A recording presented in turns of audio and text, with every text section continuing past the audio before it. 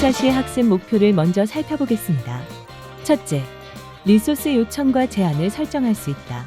둘째, HPA로 자동 스케일링을 구성할 수 있다. 셋째, 쿠브 컨트롤 명령어로 리소스 사용량을 모니터링할 수 있다. 넷째, 팟 로그를 확인하고 문제를 진단할 수 있다. 안녕하세요. 클라우드 기반 AI 모델 배포 과정 마지막 8번째 차시를 시작하도록 하겠습니다. 오늘은 자동 스케일링과 모니터링이라는 주제로 애플리케이션의 리소스를 효율적으로 관리하고 부하에 따라 자동으로 확장하거나 그 확정된 상태를 모니터링하는 방법을 배우도록 하겠습니다. 리소스는 왜 관리해야 되고 리소스 관리가 없으면 어떻게 될까요? 이런 질문이 본 차실의 핵심 질문이 되겠습니다. 하나의 팟이 모두 CPU와 메모리도 독점할 수 있다고 한번 상상해 보겠습니다. 어떤 작업이 너무 몰리거나 안 그러면 하나의 프로그램이 잘못 개발돼서 폭주한 상황이라 CPU와 메모리를 독점적으로 계속 사용하고 있다고 하는 가정을 해보겠습니다. 이런 상황은 개발의 실수뿐만 아니라 설정의 실수만으로도 생성이 될 수 있습니다. 이런 상황에 발생되었을 경우에 다른 팟들은 리소스가 배고파서 죽거나 느려질 수 있습니다. 이러면 노드 전체가 불안정해지고 클러스터 전체의 장애로 이어질 수 있게 됩니다. 쿠버네티스는 두 가지 방법으로 리소스를 관리합니다. 리퀘스트스는 팟이 필요한 최소의 리소스를 얘기합니다. 스케줄러가 이 값을 보고 적절한 노드를 선택하게 됩니다. 리미트는 팟이 사용할 수 있는 최대 리소스를 정의 내립니다. 이 값을 초과하면 CPU는 스로틀링, 메모리는 OM으로 종료가 됩니다.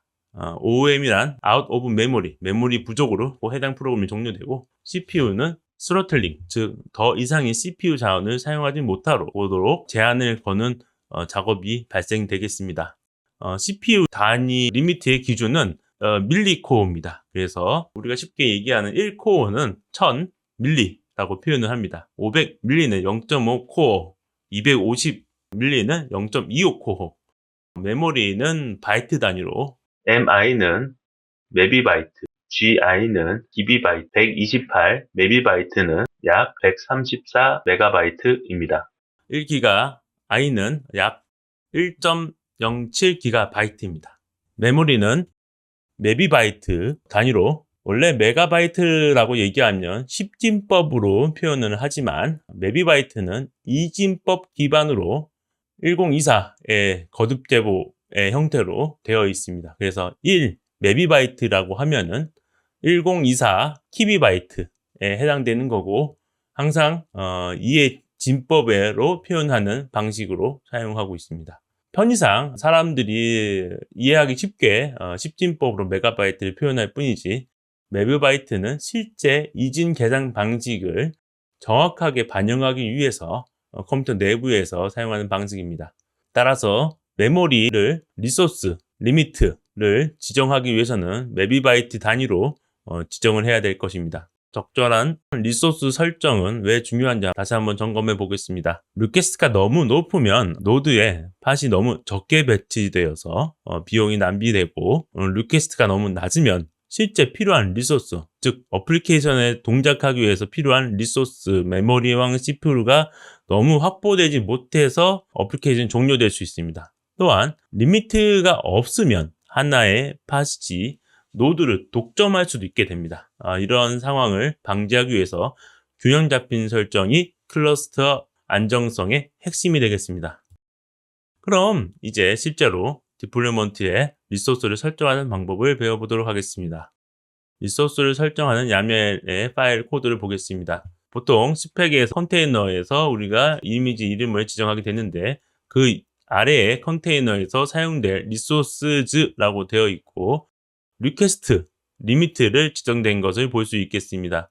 따라서 CPU는 250밀리코어, 메모리는 256 메비바이트, 리미트는 500밀리코어, 0.5코어 정도, 메모리 512 미비바이트를 사용한다고 보시면 좋겠습니다. 0.5기가 정도 쓴다고 보면 되겠죠. 실제 예시인데요. 패스트 API 백엔드에서는 500, 0.5 코어부터 해서 1코어 정도, 메모리도 0.5 기가에서 1기가 정도, 그리고 프론트엔드는 더 작은 리소스를 좀 사용됩니다. 따라서 보통 0.25 코어에서 0.5 코어 정도면 프론트엔드를 동작하는데 충분하겠습니다. 상대적으로 프론트엔드가 좀 가볍고요. 백엔드는 모델을 로드하거나 각종 리소스를 사용해야 되기 때문에 필요한 자원을 설정해야 되겠습니다. 설정된 리소스가 잘 동작이 되었는지 확인하기 위해서는 쿠브 컨트롤의 디스크립트 명령을 사용해서 확인할 수 있습니다.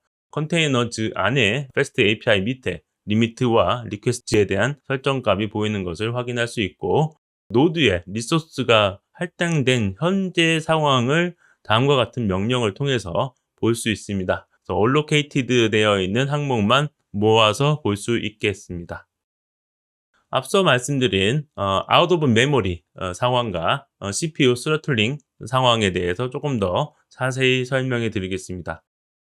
out of memory는 말 그대로 메모리가 없다. 그러니까 사용된 할당된 메모리가 더 사용할 수 없는 상황에 되고, 이럴 경우에는 보통 프로그램이 137번 코드를 엑시트하면서 종료하게 됩니다. 그리고 자동으로 재시작이나 재시도를 하게 되는 것이 되고, 이런 것이 반복적으로 되면 크래시 루프 백 오프 옵션을 통해서 관리할 수 있겠습니다. 메모리는 리미트를 증가해야 되는 절대적인 상황이 되고, 모니터링을 통해서 적절한 리미트를 주어야 할 것입니다. CPU 리미트 초과 상황인 스로틀링, CPU에 대한 적절한 코어의 수를 할당하지 못하게 하는 현상을 말하는 것인데요. 팥이 죽지는 않을 수 있겠지만 거의 식물 인간급으로 응답도 못하고, 아니면 응답을 할지언정 거의 10초에 한 번 정도 응답을 하는 정도의 오랜 처리 속도가 생기어서, 이럴 경우에 사용자 경험이 저하되거나 다른 문제가 발생됩니다. 이것도 적절한 모니터링으로 CPU 리미트를 증가시켜야 되는 상황으로 봐야 됩니다. 따라서 우리는 QoS, Quality of Service, 그러니까 적절한 서비스의 수준을 준비해야 되는 목표가 있습니다. 그래서 Granted 클래스에서는 리퀘스트와 리미트를 같은 값으로 저장하게 됩니다. 그러면 높은 우선순위와 축출 순서를 마지막에 하게 되고, 이럴 경우에는 우리가 고정된 값으로 계속 할당됨으로 아주 그랜티드한 상황에서 자원을 사용하게 되겠죠. 그렇기 때문에 맨 마지막에 남은 것들을 사용하게 되겠습니다. 버스터블이라고 하는 클래스는 리퀘스트만 있거나 리미트와 같지 않을 경우입니다. 버스트하게 업무를 갑자기 늘려야 될 경우에 사용을 하겠죠. 리미트가 없을 거거나 더 클 경우에는 중간 우선순위로 되면서 리소스 추출 순서도 중간 정도의 수준이 되겠습니다. 또한 베스트 이펙트라는 클래스를 사용할 경우에는 우선순위도 낮고 가장 먼저 축출이 됩니다. 그렇기 때문에 우선순위가 높은 리소스를 할당하기 위해서라도 클래스가 높은 것을 해야 할 것이며, 안정적인 운영을 위해서도 이런 베스트 이펙트 클래스가 되는 현상을 피하기 위해서라도 우리는 최소한의 리퀘스트라도 설정을 해야 많은 문제를 사전에 피할 수 있는 상황이 되겠습니다. 이어서 자동 스케일링에 대한 개념을 알아보도록 하겠습니다. 앞서 우리는 리퀘스트와 리미트를 이야기 나눴습니다. 이런 경우에도 해결이 어려운 경우가 많이 있는데요.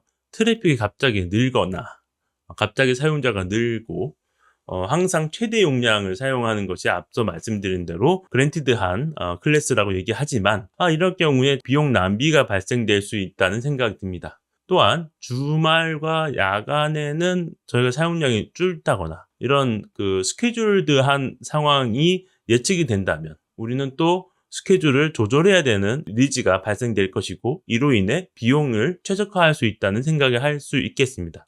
또한 이런 자동화된 스케줄링을 적용한다면 휴먼 에러를 좀 줄이고 정확한 시간에 자동적으로 스케일 아웃, 스케일 인을 진행함으로써 비용도 최적화될 수 있는 방안이 되겠습니다. 보통 HPA라고 해서 팟수를 수평적으로 늘리는, 각각의 리소스 리소스의 사용량을 늘리는 게 아니라 각각의 리소스의 정책이 정해져 있는 각각의 팟의 개수를 늘림으로써 스케일을 하는 방식을 HPA, 호리존탈 팟 오토 스케일러라고 얘기를 하고 있습니다. 동작 원리는 다음과 같습니다. 팟 CPU와 메모리 사용량을 매트릭 서버를 통해서 수집을 합니다. 주기적인 확인을 통해서 컨트롤러에서 해당 정보를 수집하고 스케일을 결정하게 됩니다.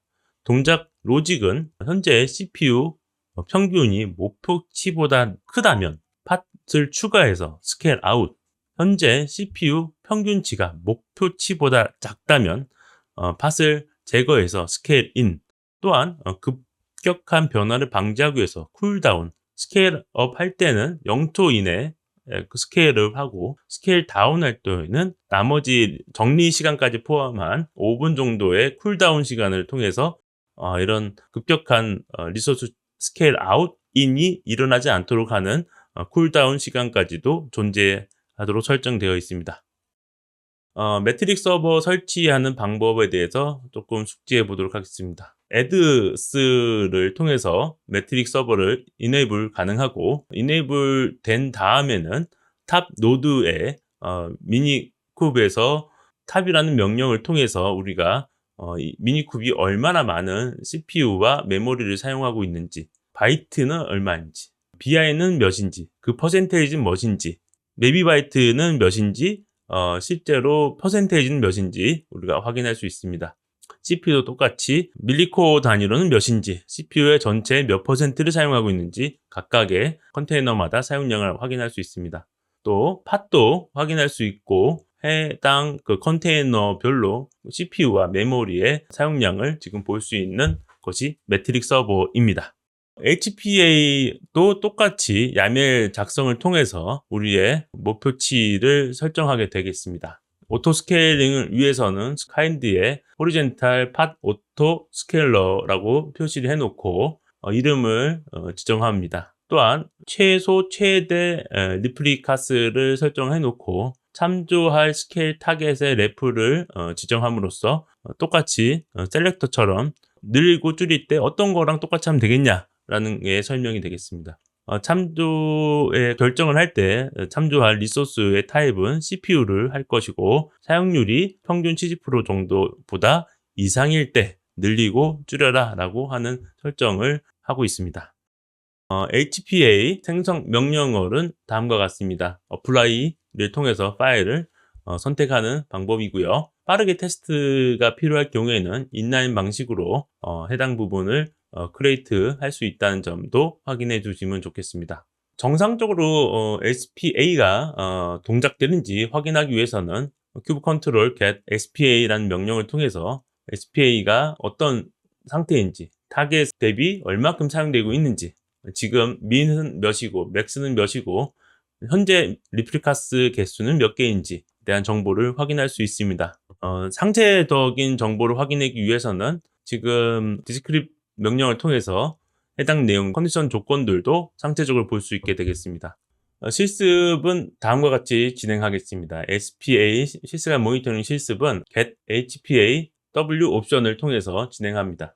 중간에 계속 와치를 하고 CPU의 상승, 팟 증가, 안정화가 되는 이런 중간 그 3단계의 과정을 지켜볼 것이고, 이렇게 되기 위해서는 우리가 프리딕트를 계속 강제 부하를 발생시켜서 CPU 사용량을 늘리고 사용량이 타겟보다 70%가 높은 85%가 되는 순간 팟이 증가되고, 그 다음에 부하가 종료되고 나서 안정화가 되는 과정으로 이해질 수 있도록 하는 3단계로 이해지는 것을 한번 알아보겠습니다. 또한 쿠브 컨트롤 탑 명령을 통해서 개별 노드의 사용량을 지금 저희가 확인 가능하고 팟에 대한 사용량도 개별적으로 확인 가능합니다. 이런 방법이 쉽게 저희가 리소스의 리퀘스트와 리미트를 지정할 때 도움이 되는 리소스 매트릭 정보라고 볼 수 있겠고, 컨테이너별 사용량도 저희가 조회가 가능합니다. 이런 과정을 통해서 여러 가지 명령을 보겠지만 문제가 있을 경우에는 각 개별의 로그라는 명령을 통해서도 실행 동작 중인 명령어를 확인해야 될 것입니다. 또한 실시간 로그를 확인하기 위해서는 F 옵션을 추가해 놓고 재시작 후에 이전 로그까지 이어서 같이 보기 위해서는 Previous 옵션을 주고, 라벨별로 여러 팟을 묶어서 앱 이름이 Fast API 백엔드라고 하는 여러 팟들에 대한 로그를 한 번에 보기 위해서는 L 옵션으로 모든 것을 한 번에 볼 수 있겠습니다. 문제 진단 흐름의 4단계를 설명해 드리겠습니다. 첫 번째는 각 개별 팟의 러닝이냐, 에러 상황이냐, 그 상태를 확인함으로써 팟을 확인할 수 있겠고, 에러인 상황에 대한 것 중에 지금 상황이 메모리 부족인지, 스케줄링 상황인 건지, 스로틀링 상황인지 확인하는 각각의 팟을 자세히 보는 과정이 필요하겠습니다. 자세히 봤지만 어떤 문제 때문에, 정확한 에러 때문에 이런 OM이 발생된 건지, 정말 리소스 부족 때문에 생성된 건지 확인하기 위해서 에러를 팟 이름으로 확인하고, 재시작되기 전과 후를 비교하기 위해서 Previous 옵션을 통해서 확인하는 절차가 필요하겠습니다. 커먼 트러블링 슈팅 가이드는 4가지 정도 조금 아이디어가 있습니다. 크래시 루프백 오프라고 하는 앱이 자꾸 죽는 과정이 발생되고 정상적으로 실행이 안 된다라고 했을 때는 로그를 먼저 확인하고 앱 버그를 먼저 수정하는 과정이 필요하겠습니다. 또한 이미지 풀백 오프라고 하는 이미지를 가져오지 못하는 현상에 대해서는 레지스트리 인증이나 이름에 대한 오타가 있는지 확인해 보는 과정이 필수적이겠습니다. 상태가 펜딩이 된 상태에서 바뀌지 않는다고 했을 경우에는 노드의 리소스가 충분하게 준비가 되어 있어서, 아니면 다른 노드가 너무 많은 폭주를 하여 CPU나 메모리를 사용하지 않았는지, 노드에 충분하게 리소스가 있는지 확인해 볼 필요가 있겠습니다. OOM killed라고 하는 에러가 날 경우에는 메모리 증가로 우선은 사용량을 확인해 보는 단계 이후에 코드의 수정이나 적정량의 메모리를 제한하는 과정이 별도로 필요하겠습니다. 프로덕션 레벨의 모니터링 도구까지도 간단하게 설명을 드리겠습니다. 프로메테우스라고 하는 매트릭을 수집, 저장, 시계열 데이터베이스까지 하고 쿼리를 통해서 필요한 정보만 볼 수 있게 하는 기능까지 제공해주고 있습니다. CNCF의 졸업 프로젝트부터 시작이 되었고요. 알람 규칙 설정까지도 가능합니다. CNCF는 클라우드 네이티브 컴퓨팅 재단이고, 거기 재단을 통해서 지원받은 프로젝트 중에서 완전히 졸업을 한 프로젝트로 독립적인 성장을 하고 있는 프로젝트라고 보시면 좋겠습니다. 그라파나는 앞서 받은 수집된 정보를 바탕으로 데이터베이스를 직접 연결하여 데이터보드를 시각적으로 볼 수 있게 하고, 프로메테우스를 포함한 다양한 데이터 소스를 연결하여 실시간 그래프, 알람, 플러그인 생태계까지 연결되어 있는 대시보드 시각화 전문 모니터링 도구입니다. 이런 2가지 등 여러 가지 기술들은 쿠버네티스에서 많이들 사용되고 있는데요. 설치하는 방법은 간단합니다. 헬룸이라는 도구를 통해서 프로메테우스 커뮤니티에서 만든 쿠버네티스 프로메테우스 스택이라고 하는 이미지 URL을 통해서 해당 부분을 쉽게 설치할 수 있게 되겠습니다.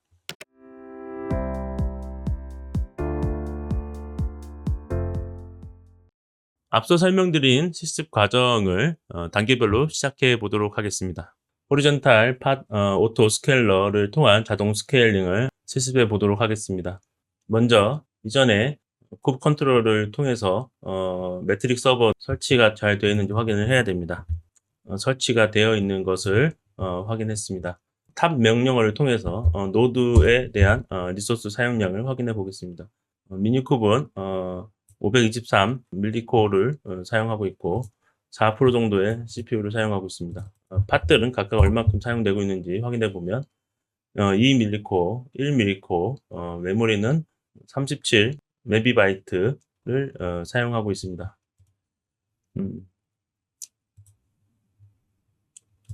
이어서 로드 밸런서를 만들어 보도록 하겠습니다. 호리젠탈 팟 오토 스케일러의 타입을 가지고 있고, Fast API HPA라는 이름을 정했습니다. 그래서 타겟은 백엔드를 지정을 했고, 디플로이먼트에 있는 Fast API 백엔드를 사용하는 것으로 하였습니다. 매트릭을 보는 이유는 70% 정도의 CPU를 기준으로 매트릭이 최소 2개 리플리카스, 최대 10개 리플리카스가 되도록 디파인 되어 있습니다. 어플라이를 통해서 크리에이트 된 거를 볼 수 있습니다. 이제 정상적으로 해당 디플로이먼트가 몇 퍼센트의 CPU를 사용하는지 표시가 되고 있습니다. 다시 로드를 주어서 70%가 넘도록 해보겠습니다.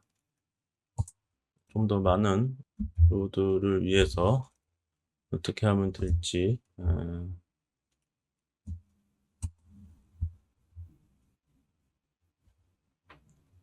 로드를 2개 정도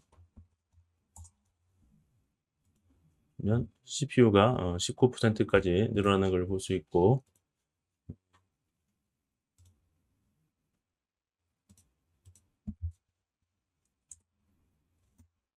로드 제너레이터를 세 번째까지 만들어서 얼마나 CPU 사용량이 늘어나는지 한번 확인해 보겠습니다. 3개의 응답을 하고 있는데 너무 빨리 돌아서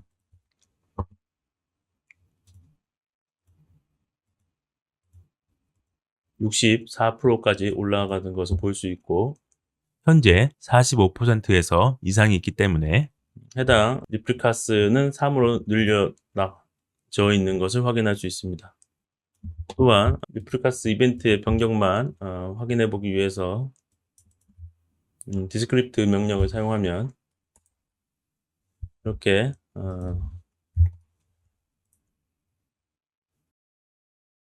호리젠탈 팟 오토스케일러가 언제 어떤 이유로 진행되는지 볼 수 있고, 마지막에 U 사이즈가 됐다라는 것을 알 수 있게 되겠습니다.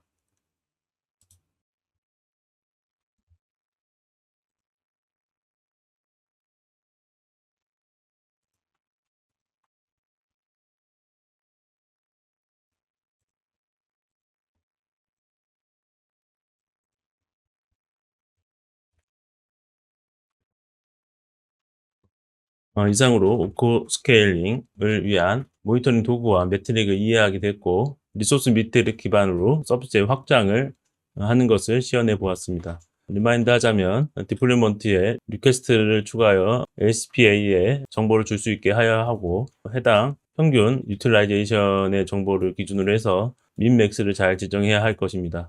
그런 다음에 실행을 하여 여러 번의 요로드를 주는 과정을 통해 이벤트가 새로운 사이즈로 변경됐다는 것을 알 수 있게 되겠습니다. 오늘 차시를 통해서 총 8차시의 과정을 모두 배웠습니다. 1차시에서 전체 아키텍처를 이해했고, 2에서 3차시를 통해서 팟과 디플로이먼트에 대한 개념을 이해했습니다. 4차시에서 서비스로 네트워크 구성을 방법을 배웠고, 5차시에서 6차시로 이어지면서 패스트 API와 스트림 및 앱을 배포하는 방법을 배웠습니다. 7차시에서 컴피그 맵과 스크릿으로 안전하게 설정을 관리하는 방법도 배웠습니다. 오늘 8차시에서는 앞서 만든 모든 어플리케이션을 스케일링 할 때, 그리고 모니터링 할 때 어떻게 해야 될지에 대해서 자세히 배워봤습니다. 이제 여러분은 쿠버네티스로 AI 배포하기 위한 기초적인 운영과 배포 방안을 모두 갖춘 것입니다. 이 모든 과정을 따라와 주셔서 감사합니다. 수고하셨습니다.